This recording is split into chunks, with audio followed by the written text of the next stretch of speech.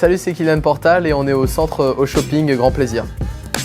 J'ai 17 ans, je suis paranageur, donc j'ai participé aux Jeux de Paris 2024 auquel j'ai gagné une médaille de bronze.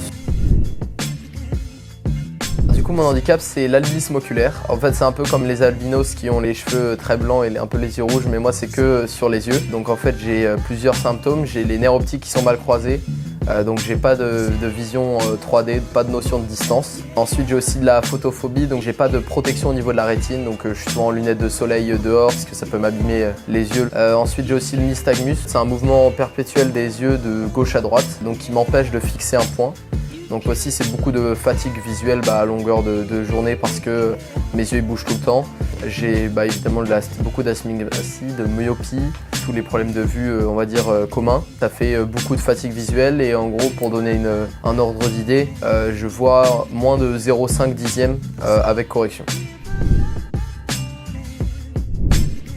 Pour le sport, en fait, mon handicap, déjà, ça change beaucoup de choses, mais moi, je m'en rends pas forcément compte automatiquement parce que, en fait, j'ai toujours du coup nagé avec ce handicap. C'est quelque chose que j'ai eu de naissance, donc même quand on me demande comment je vois, c'est difficile à expliquer parce que c'est de naissance.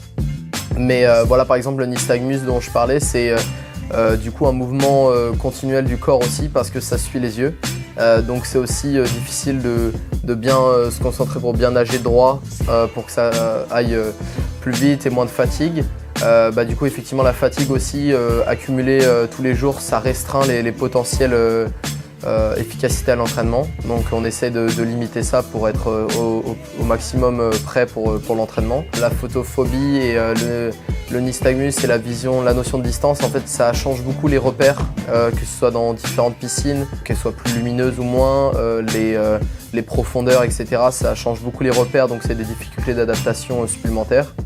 Et donc après en fait on a plein de repères qui sont autres que la vue. On compte nos coups de bras pour savoir à peu près où on est dans le 50. Mais par exemple, le virage, ça m'arrive beaucoup plus souvent que les nageurs valides, on va dire, de le rater parce que j'ai pas la notion de distance, je sais pas trop où il est, le mur, donc ça change toutes ces petites choses.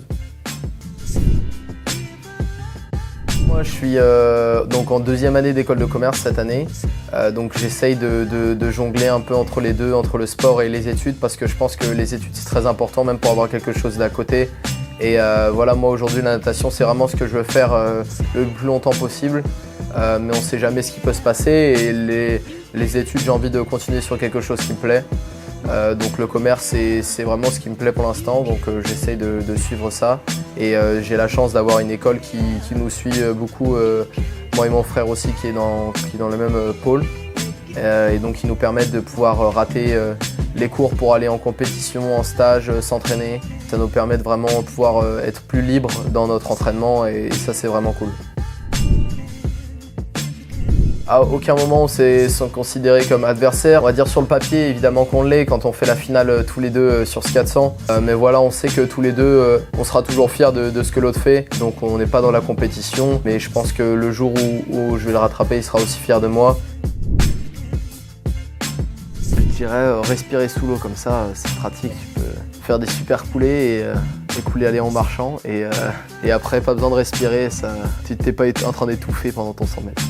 C'était Kylian Portal et on se retrouve bientôt au centre shopping Grand Plaisir.